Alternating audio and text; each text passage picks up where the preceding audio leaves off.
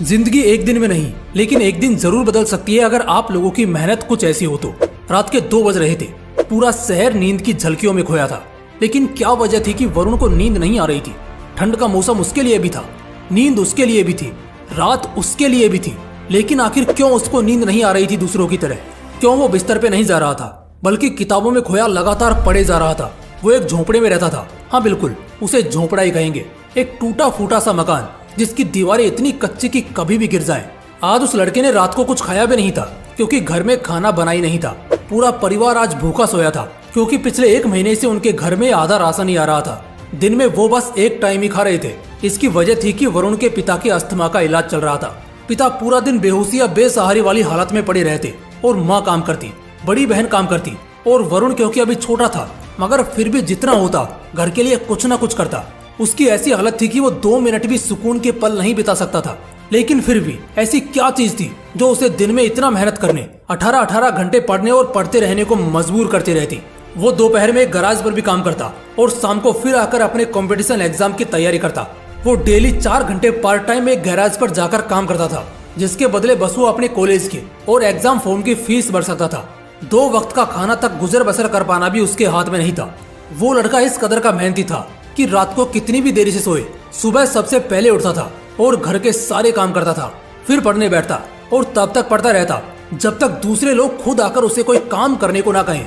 माँ और बहन भी दोनों काम पर जाती थी, तो उनकी गैर मौजूदगी में पिता का ख्याल रखना, उन्हें दवाई देना, पूरा घर संभालना, दोपहर में खुद के काम पर जाना, कई बार रात का खाना स्किप कर देना, मगर फिर भी रातों से लड़कर नींद और थकान हराकर वो पढ़ता था, मेहनत करता था, नए नए रास्ते बनाता, लेकिन किसी भी तरह वो अपनी मेहनत को कम नहीं होने देता। फिर एक दिन ऐसा आया जब सच में सब कुछ बदलने या हमेशा के लिए बर्बाद होने वाला था।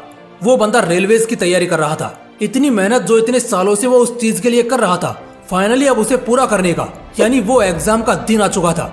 ऐसा दिन जिस दिन सब कुछ बदलेगा या हमेशा के लिए बर्बाद होगा। बर्बाद होगा ऐसा इसलिए कह रहा हूँ क्योंकि घर वालों के लिए जिंदगी काटना और मुश्किल हो गया था। वरुण पढ़ाई कर रहा था, इस वजह से घर का खर्च नहीं निकल रहा था। ऊपर से उसकी पढ़ाई में अलग खर्च लगता। इसी वजह से उसके पास ये आखिरी मौका था।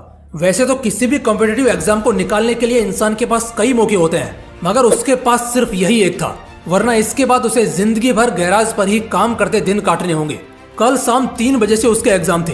रात को उस दिन उसने कुछ नहीं खाया, बस थोड़े चने चबाकर गार्डन में चला गया, क्योंकि वहाँ गार्डन में 2 बड़ी बड़ी लाइट्स होती थी जिससे बहुत रोशनी निकलती थी।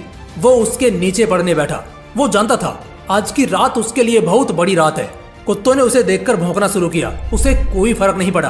बिजली कड़की, बारिश हुई, उसने कुछ जुगाड़ लगाया और गार्डन के मंदिर में छिपकर बैठ गया। बहुत सारी चीजें एक साथ हुई, मगर उसे घंटा कोई फर्क नहीं पड़ा। समय बीता, रात के 1 बजे, 2 बजे, 3 भी बजे, उसे फिर भी कोई फर्क नहीं पड़ा। लेकिन आखिर में उसे एक बात समझ आ गई कि अगर आज नींद पूरी नहीं की तो कल परीक्षा में बहुत तकलीफ हो सकती है। यही सोचकर वो वहीं मंदिर में सो जाता है। सुबह के 7 बजे उसकी आंख खुलती है। वो घर जाता है जहां उसकी माँ और बहन दोनों फूट फूट कर रो रहे होते हैं। पहले तो उसे लगा कि कहीं मेरे पिता को कुछ हो तो नहीं गया, लेकिन बाद में पता चला कि बात वो नहीं थी। दरअसल बात ये थी कि घर में 3,500 रुपए जमा करके रखे थे, जो घर खर्च और दवाई के लिए थे। कल रात को 2 चोरिया मुसाफिर जो यहीं से गुजर रहे थे, उन्होंने वो चुरा लिए और भाग निकले। ये सुनने के बाद वरुण के पैरों तले जमीन खिसक गई। तुम्हें क्या लग रहा है? सिर्फ 3,500 रुपए के लिए? नहीं, बस 100 रुपए के लिए। दरअसल वरुण के गांव से एग्जाम सेंटर तक का सफर 25 किलोमीटर का था और उसके लिए उसने कुछ भाड़ा बचाया था।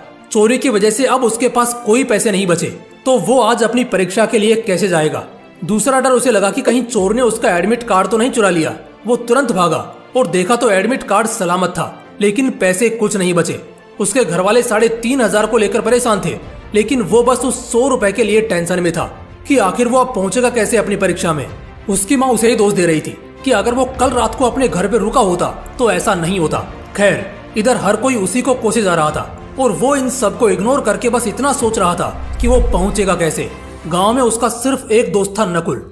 वो उसके पास पहुंचा और जाकर उससे दिल से रिक्वेस्ट करने लगा कि बस आज के लिए वो अपनी साइकिल उसे उधार दे दे।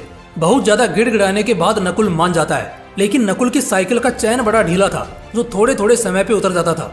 ये बात उसने वरुण को भी बोली, लेकिन वरुण ने कहा कि ये सब वो देख लेगा, वो भी गैराज में काम करता है, उसे सब आता है। उसी वक्त बस थोड़ा कुछ खाकर वरुण एग्जाम सेंटर के लिए निकल जाता है।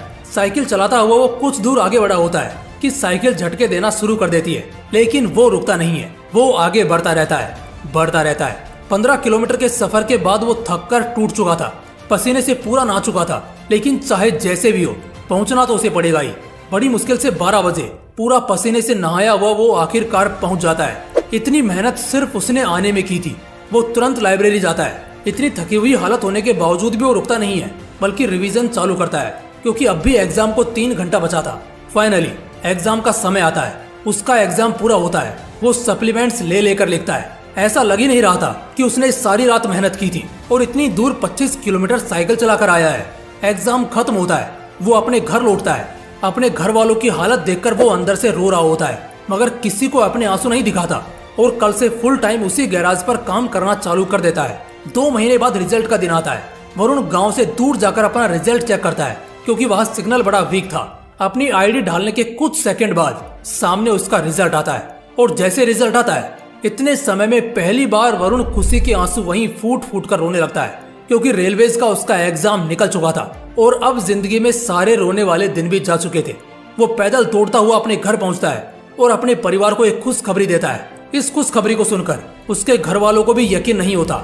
वो सभी उस दिन साथ में भर पेट खाते हैं और खुलकर मुस्कुराते हैं। वरुण का रेलवेज में ऑफिसर्स के लिए सिलेक्शन हो चुका था। उसके पिता का इलाज बहुत अच्छी जगह होना शुरू होता है, जिससे कुछ ही महीनों में उसके पिता काफी ठीक हो जाते हैं। बहन की वो बड़े घर में शादी कराता है, और जहाँ एक समय पहले उसके खुद के परिवार के लिए 2 वक्त का खाना मुश्किल होता था, अब हर रविवार को वो अपने पैसों से गरीबों को मुफ्त भोजन खिलाता है। वो आज एक बहुत अच्छे घर में रहता है। लाख रुपए से ज्यादा की सैलरी है उसकी। जहाँ कभी साइकिल के लिए वो तरसता था, आज कार में घूमता है। जहाँ कभी 3,500 के लिए और 100 रुपए के लिए रोया था, वो आज 3,500 की तो सिर्फ साड़ी उसकी माँ पहनती है। देखो दोस्तों, जिंदगी कहां से कहां बदल जाती है एक पल में, लेकिन ये सब कुछ एक पल में नहीं होता। कामयाबी या शोहरत की सबसे बड़ी बात यह होती है कि कामयाब होने के लिए आपका अमीर गरीब, खूबसूरत बदसूरत, होशियार या बुड़बक होना जरूरी नहीं होता, बल्कि थोड़ा स्मार्ट और मेहनत होना मायने रखता है।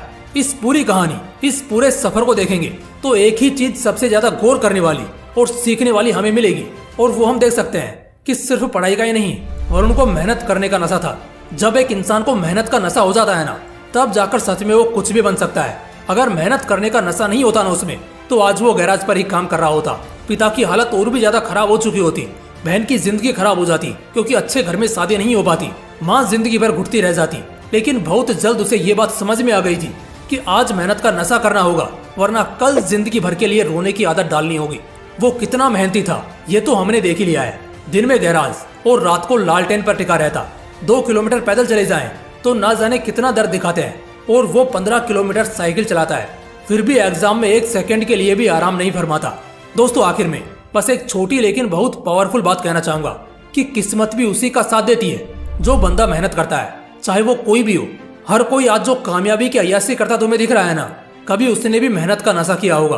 दोस्तों, इस वीडियो का मकसद ये एहसास कराने का था कि एक इंसान मेहनत के किस हद तक जा सकता है, और जब एक बार तुम मेहनत का नशा करना सीख जाते हो ना, तो हर मुकद्दर का सिकंदर तुम्हारी मुट्ठी में होता है। दोस्तों, अगर वीडियो अच्छा लगा तो इसे अपने दोस्तों के साथ जरूर शेयर करना। बाकी फिर मिलते हैं इसी तरह के एक और बवाल वीडियो के साथ। जय हिंद, जय श्री कृष्णा।